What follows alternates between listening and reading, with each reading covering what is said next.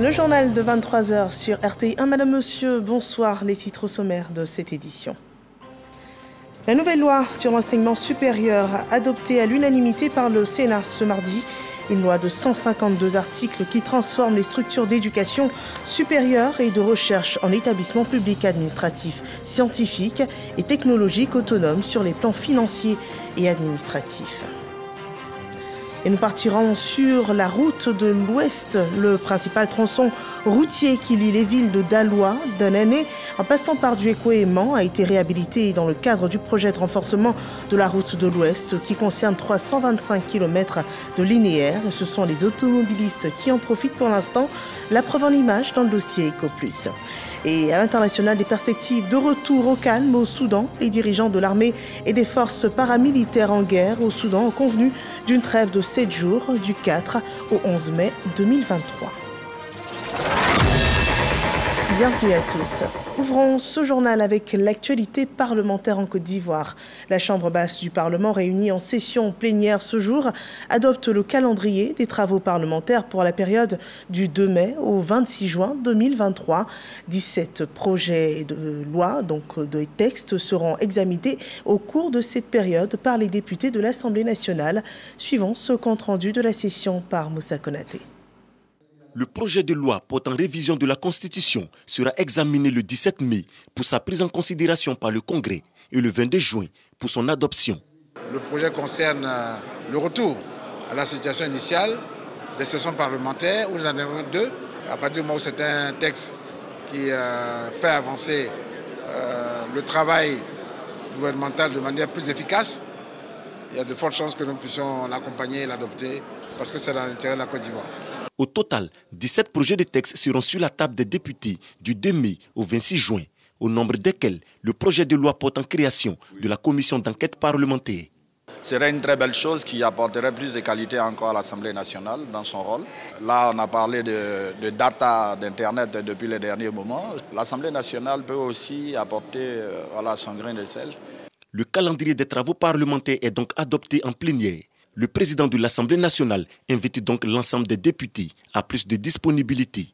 Je voudrais, mesdames et messieurs les députés, vous inviter à participer activement aux séances programmées parce que si nous devons aller vers une clôture à fin juin, cela nous amène à avoir plusieurs textes.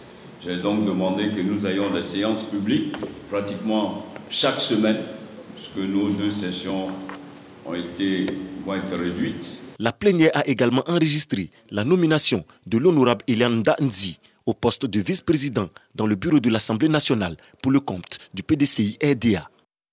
Dans la ville de Yamoussoukro, l'actualité du Sénat était plutôt tournée vers la réforme de l'enseignement supérieur. La commission de la recherche, de la science, de la technologie et de l'environnement du Sénat a adopté à l'unanimité le projet de loi exposé par le ministre Adama Diawara. Le texte apporte des solutions aux défis de gouvernance, des structures, à l'orientation des étudiants dans les universités publiques et également des solutions au recrutement des enseignants en Côte d'Ivoire. Le point avec Kader Sokodogo.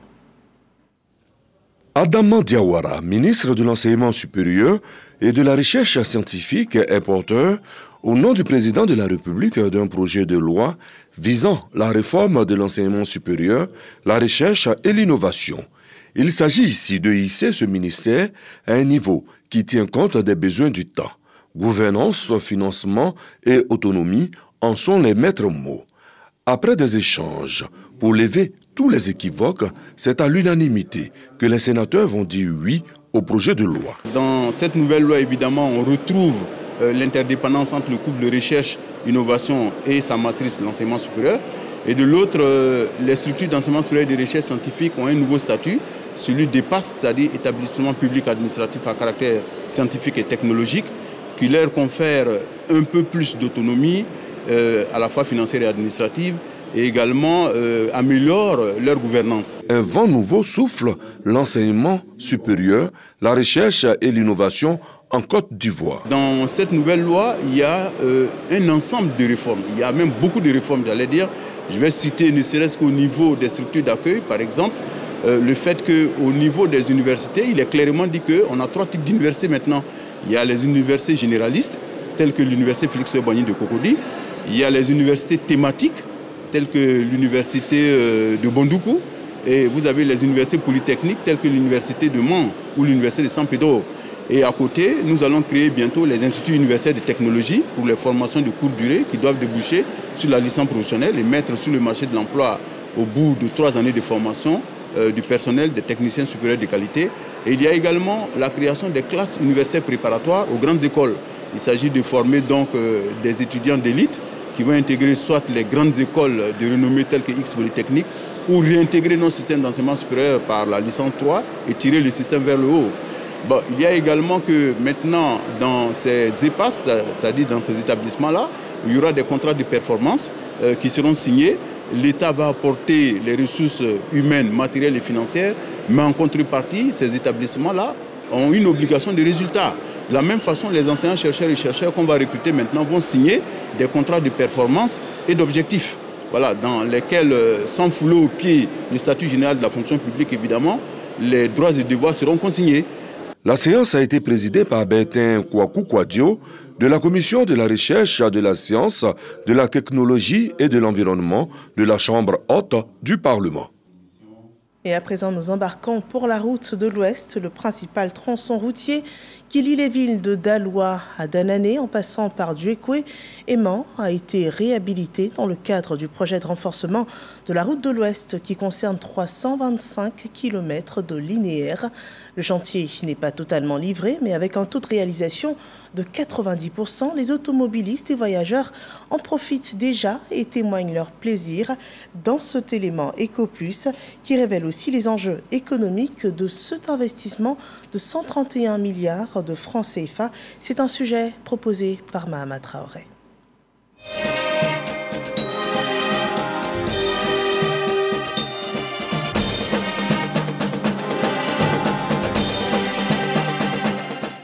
Guézon, l'un des villages sur l'axe Daloa-Djuekoué.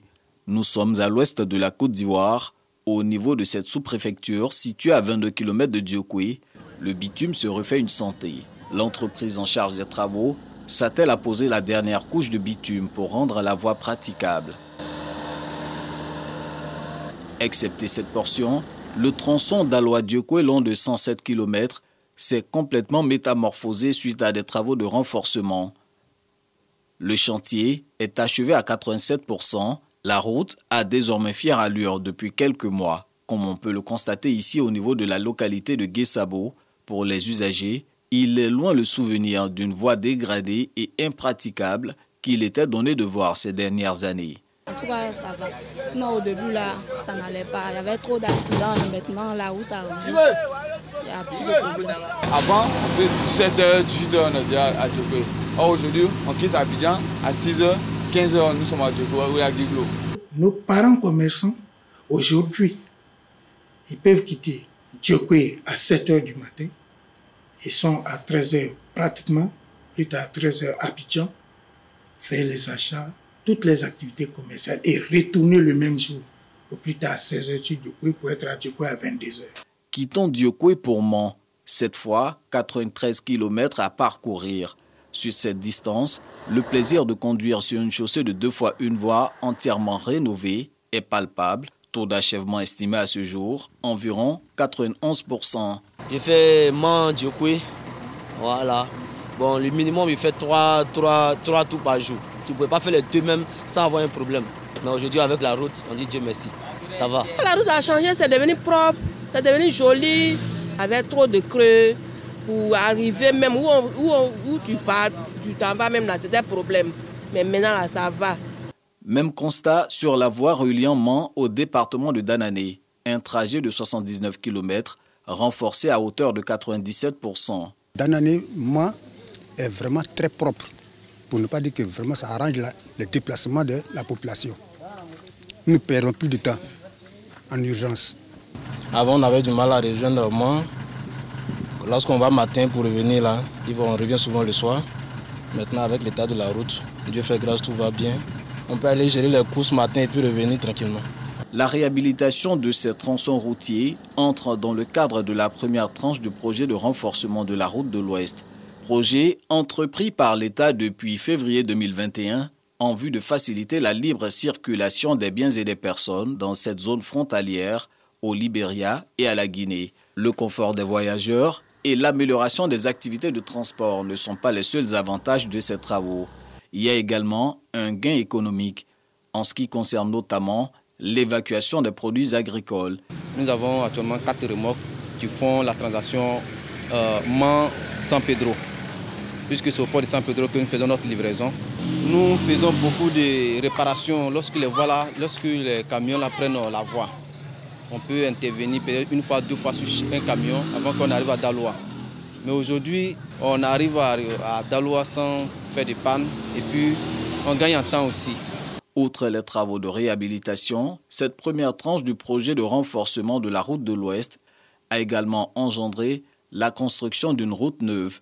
Il s'agit de l'aménagement et du bitumage de l'axe Danane-Zouaounien, 46 km de route tracée au cœur de la forêt luxuriante de l'Ouest afin de désenclaver cette zone. Avec 82% de taux de réalisation, cette voie est déjà carrossable. Avant, si je m'avais fait 3 heures, 4 heures avant d'arriver avec malade. Vraiment, ça me met mal en l'aise. Dans ces 2 jours même, vraiment, si je m'avais 1 heure même, je ne termine pas de 1 heure. D'année, après la crise, au sortir de la crise, n'avait plus de banque. Mais aujourd'hui, nous avons un très grand établissement bancaire qui est installé à Danané. Nous avons aussi de gros investisseurs qui sont arrivés. Il y a aujourd'hui plein de grandes sociétés de transport qui ravitaillent Abidjan et Danané. En tout, cette première tranche du projet de renforcement de la route de l'Ouest concerne un linéaire de 325 km pour un investissement d'environ 131 milliards de francs CFA. Ce linéaire sera porté à 602 km avec la deuxième phase attendue. Le gain de temps est énorme. Et donc, autant pour l'aspect économique que pour l'aspect social, la réhabilitation de ces tronçons-là et d'autres qui ont été faits par l'État, ça soulage et donc c'est économiquement rentable et socialement rentable. En plus des axes interurbains, ce projet prévoit de doter l'enceinte des principales localités traversées de quelques kilomètres de bitume, 10 km pour la ville de Mans, 5 km pour chacune des villes de Daloa, Diokwe, Danané, Zouaounien et Sipilou, enfin 3 km pour chacune des sous-préfectures traversées. Et voilà donc un tronçon praticable de plus en Côte d'Ivoire qui contribue favorablement au développement économique des villes qu'il traverse. Nous continuons, parlons toujours de développement des collectivités territoriales. Les 27 et 28 avril dernier, la capitale Abidjan a été le temple de réflexion sur le rapport géo-intelligence et la gouvernance des territoires en Afrique. L'objectif étant d'aider les collectivités territoriales à acquérir des outils adéquats pour le développement de leur localité et des mécanismes communiqués à l'occasion de la 6e édition du Salon de la géomatique, rapporté par Kraskando. 2 jours durant, Abidjan, capitale économique, a été sous le feu des projecteurs en matière d'apport de solutions de géo-information à la gestion des collectivités. 4000 participants en provenance de 210 collectivités locales et internationales venant de 15 pays ont pris part aux travaux. Beaucoup d'innovations ont été exposées ici avec une très grosse participation des experts internationaux qui ont mis en lumière comment aider les collectivités locales à résoudre leurs problèmes de manière très simple et plus efficace. Et ensuite, des partenariats ont commencé à se créer entre les compagnies qui sont arrivées et les communes qui sont présentes. Le Salon géomatique devient la plateforme d'échange et une plateforme de collaboration et d'affaires entre les communes. Les participants à ce 6e Salon international de la géomatique ont tiré beaucoup de ces travaux. Nous avons découvert des solutions assez adaptées à nos préoccupations en matière de gestion du foncier, de gestion de nos communes, de nos territoires et surtout de renforcement des capacités en termes de recettes propres des collectivités. Ça a été une opportunité pour nous. Nous avons appris beaucoup de choses qui pourraient aider nos communes à améliorer leurs prestations, à améliorer leur recouvrement. La 6e édition du Salon international de la géomatique était placée sous le thème « Géo-intelligence et gouvernance des territoires ». Quel apport des solutions de géo-information à la gestion des collectivités africaines pour un développement durable? Une réunion pour prévenir les risques que peuvent courir les populations en saison des pluies. Le comité interministériel de gestion des crises et catastrophes a émis la réflexion autour de stratégies à mettre en œuvre pour parvenir à 0 mort pendant la saison des pluies en cette année 2023, suivant ce rapport de Khalid Diomandé et Grace Kando. La Sodexam annonce de fortes précipitations et des risques d'inondation accrus. D'où la tenue de cette réunion d'anticipation du comité interministériel de gestion des crises et des catastrophes sur instruction du Premier ministre Patrick Hachi. Réunion présidée par le ministre de l'Intérieur en présence de 7 autres ministres membres de ce comité. Le comité passe au peigne fin les stratégies afin d'atteindre l'objectif fixé. Saison des pluies, 0 mort, c'est possible. Tout est mis en œuvre pour que les vies soient préservées. L'Office national d'assainissement et de drainage a fait d'énormes travaux. Des canalisations et des ouvrages de drainage de près de 40 km ont été réalisés à travers la ville d'Abidjan pour éviter les drames que nous avons enregistrés dans les années précédentes. Pour rappel, l'année dernière, nous avons enregistré au total 35 morts des suites donc des inondations. Sur la question de la libération des zones à risque, le ministre de l'Intérieur et de la Sécurité indique que des études sont en cours. Il y a un répertoire exhaustif qui est dressé de ces zones à risque. En plus, il y a un plan de communication qui est mis en place qui permettra à l'ensemble des acteurs de procéder à la sensibilisation et aux appels à lancer aux uns aux autres pour que, une bonne fois pour toutes, ces zones à risque-là puissent être libérées.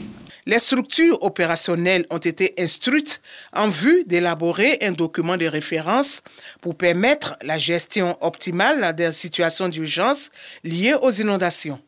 Ce document fera l'objet de validation à la prochaine réunion du comité interministériel.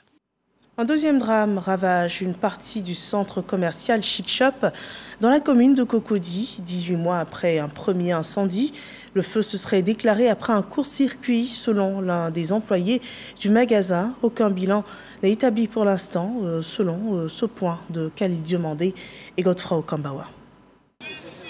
C'est la désolation cette matinée du mardi 2 mai au supermarché Chic Shop de la Riviera, 9 kilos. Le commerce est ravagé par des flammes sous le regard impuissant des tenanciers et des employés. Les soldats du feu à pied d'œuvre pour circonscrire l'incendie. Mais le dispositif semble être insignifiant face à l'envergure des flammes. Tout serait parti d'un coup-circuit, selon l'un des employés. Oui, c'est un coup-circuit à la base de l'incendie. Voilà, le feu a commencé à 9h. Nous, on travaillait au 5e. Le feu a commencé depuis 4e. Voilà, donc c'est moi qui ai vu le feu. J'ai fait signe à mon patron. C'est là mon patron est descendu rapidement pour me faire signe au vigile. Ça commence à commencer. Ce type d'incendie intervient pour la 2e fois dans ce supermarché après celui d'octobre 2021. Cet agent de la mairie de Cocody fait cas d'une négligence des propriétaires lors de la réhabilitation suite au premier sinistre. Après le premier incendie, nous sommes venus, lors de la réhabilitation, nous sommes venus demander aux responsables de Chic Shop de nous associer aux travaux qu'ils sont en train d'effectuer. On n'a pas pu vérifier ce qu'on devait vérifier, c'est-à-dire à savoir s'ils respectaient les normes sécuritaires en bonne et due forme. Aujourd'hui, là où nous sommes en train de parler, le même bâtiment vient de prendre feu encore. Il y a un sérieux problème. Aucun bilan n'a été établi pour l'heure. Aucune perte en vie humaine n'est également à déplorer. Le groupe RTI réitère son engagement à accompagner les actions de développement des districts autonomes de Côte d'Ivoire. Un engagement prononcé au cours de la visite ce jour du ministre-gouverneur Albert Flindé à la direction générale de la RTI, la chaîne de service public, suivant ce reportage de Issa Chonoyeo. Albert Flindé à la radiodiffusion-télévision ivoirienne RTI à Cocody. Occasion pour le ministre-gouverneur du district autonome des montagnes d'échanger avec le directeur général de la RTI, Fousseni Dambélé. Au menu de la rencontre, la collaboration entre les deux entités pour le développement du district autonome des montagnes. Nous sommes, comme les autres districts, en train d'élaborer notre schéma directeur.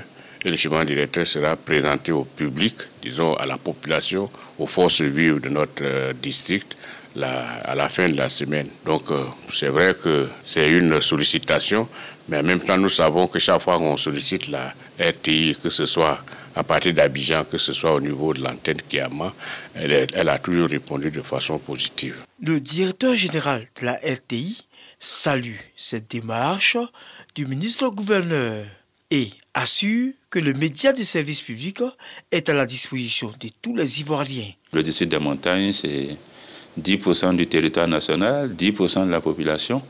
Et la RTI étant au service de l'ensemble de la population, naturellement, il faudra faire en sorte qu'il n'y ait plus de proximité. Et donc, nous avons pris bonne note et nous saurons nous organiser pour être dans cette dynamique d'accompagnement. Le ministre-gouverneur Albert Flendé met à profit son passage à la RTI pour assister à la conférence hebdomadaire des journées de l'information dirigée par Abiba Dambélé-Saoué, qui avait à ses côtés Delphine Bla, rédactrice en chef.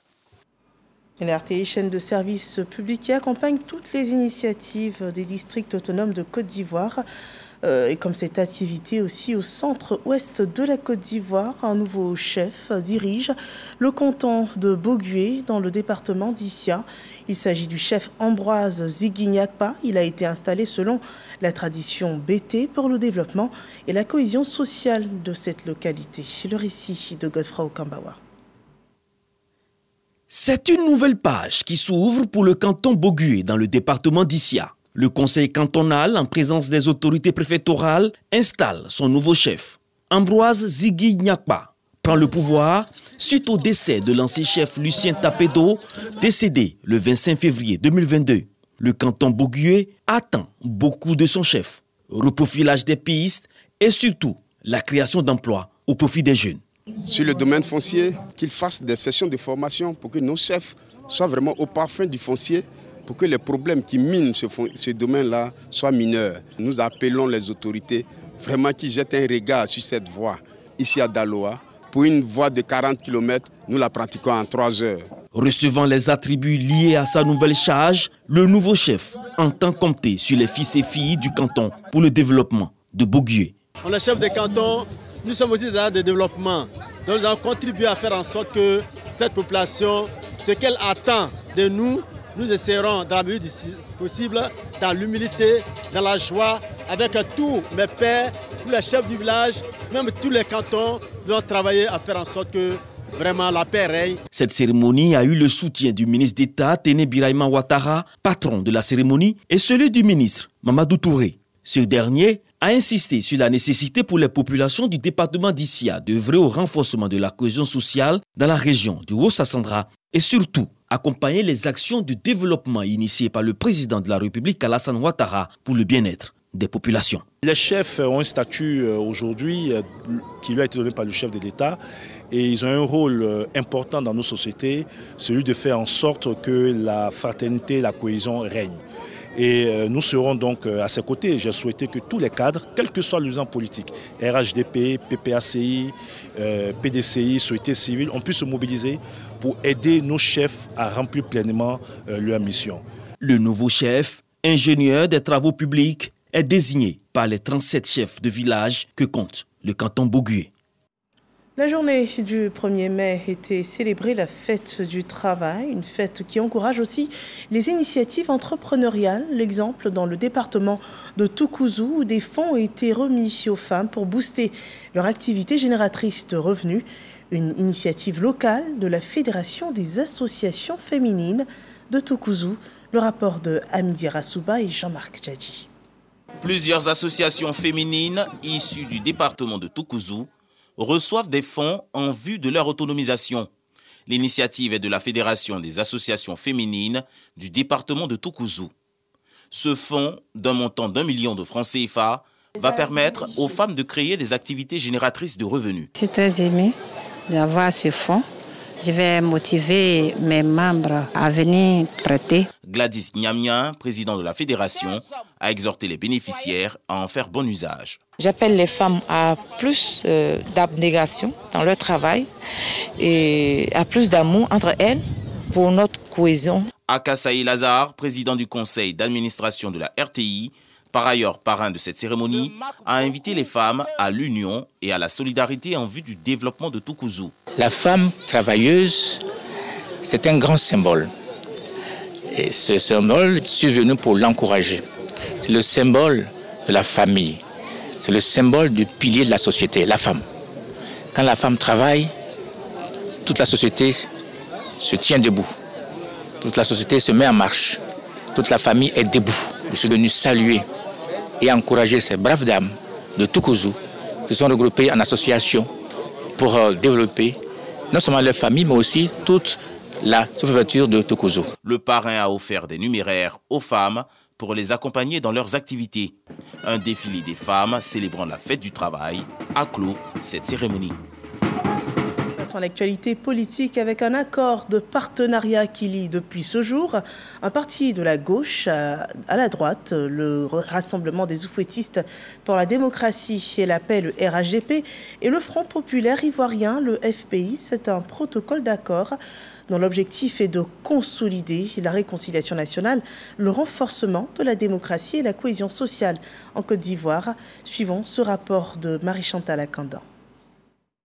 Le Rassemblement des oufouettistes pour la démocratie et la paix, RHDP, et le Front populaire ivoirien, FPI, sont désormais partenaires. Un accord a scellé ce lien qui se traduit, entre autres, par un engagement conjoint dans le respect de leurs différences et de leur autonomie en vue de la consolidation de la réconciliation nationale, du renforcement de la cohésion sociale et de l'approfondissement de la démocratie. C'est la première fois dans l'histoire de la Côte d'Ivoire que le parti au pouvoir décide de conclure un partenariat avec un parti politique de l'opposition et d'apposer sa signature sur un texte qui l'engage sur des questions essentielles pour la vie de la nation, la réconciliation nationale, la cohésion sociale et la démocratie. Nous devons, nous leaders politiques, savoir répondre à cette envie de paix en nous donnant les instruments, les outils, afin de tourner pour toujours la page de nos cycles de violence. C'est une démarche de responsabilité et de lucidité. Il y a un temps pour la guerre, il y a un temps pour la paix. Dans l'intérêt supérieur de notre pays, ensemble, choisissons la paix.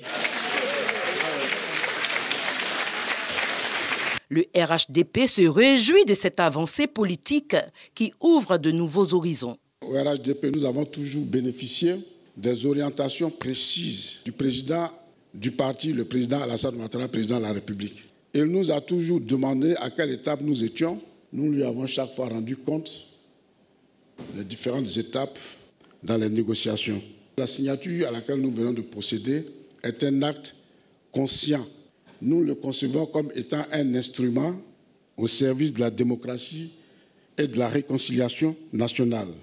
Désormais, il y a une base, sans doute un accord cadre, mais tout de même un accord qui nous permet donc d'aller de l'avant dans notre partenariat. Pour les militants du RHDP et du FPI, ce partenariat est un acte à saluer. C'est un partenariat de raison et cela est partagé par nos deux partis et nous nous en réjouissons. Il s'agit donc de la stabilité de la Côte d'Ivoire et ils ont fait un peu comme peut-être certains pays en Allemagne.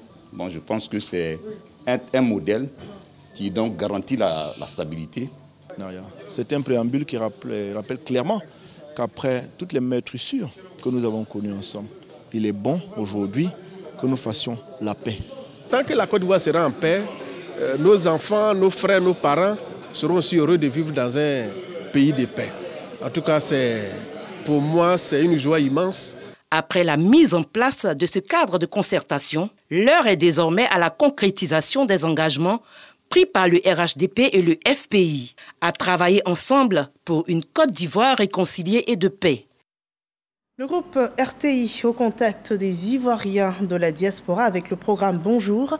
Le 6 mai prochain, l'espace Martin Luther King à Paris en France où se tiendra un spectacle de toute la troupe de Bonjour. Un spectacle qui se prépare déjà ici en Côte d'Ivoire et Parga se reconnaît nous rend compte des préparatifs de ce rendez-vous de l'humour à l'ivoirienne. On regarde.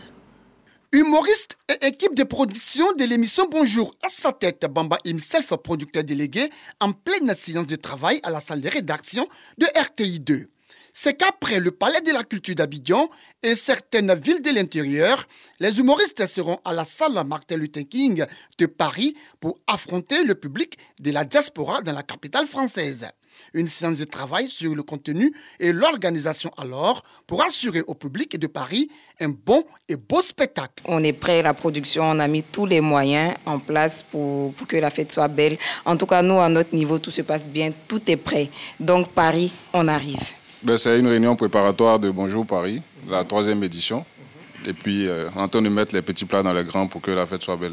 Une séance de travail vite transformée en une scène humoristique. Paris, attendez-nous. Tous les Ivoiriens, tous les Africains, on arrive pour Bonjour. C'est la 3e édition. Ouais, cette fois-ci, on va cartonner tous les vieux moraux, tous les bras moraux de Paris. On vient en force. Martin Luther King. Mais on se posait la question de savoir si Martin lui-même il est là. Il n'est pas là, non? Mais la salle est là. Wow. Donc on attend les Parisiens sortir massivement parce que ça serait du lourd. Le 6 là, quelque chose va se passer dans ta vie. Je sens déjà l'esprit. Je vous dis, il est l'heure. Prenez vos tickets. Nous serons bientôt à Paris. Quand tu ne connais pas la direction du vent, il ne faut pas t'amuser avec du piment en poudre. Aux côtés des humoristes, des artistes comédiens et des artistes chanteurs pour enflammer la salle Martin Luther King de Paris le samedi 6 mai prochain. Aïe, ça c'est Madjene Fitini avec Alima qui vont conclure le spectacle. Bonjour Paris, prenez vos tickets, on arrive. Allez, à vous l'antenne, à vous l'antenne, à vous l'antenne. Et voilà un spectacle qui promet. Passons à l'actualité à l'international, où il y a des perspectives de retour au calme au Soudan. Les dirigeants de l'armée et des forces paramilitaires en guerre ont convenu d'une trêve de 7 jours, soit du 4 au 11 mai prochain, poussée par la médiation du président sud-soudanais Salva Kiir. Les belligérants ont aussi accepté de nommer leurs représentants pour des pourparlers de paix. C'est la fin de cette édition d'information. Merci de nous avoir suivis. Excellente fin de soirée sur RTI 1.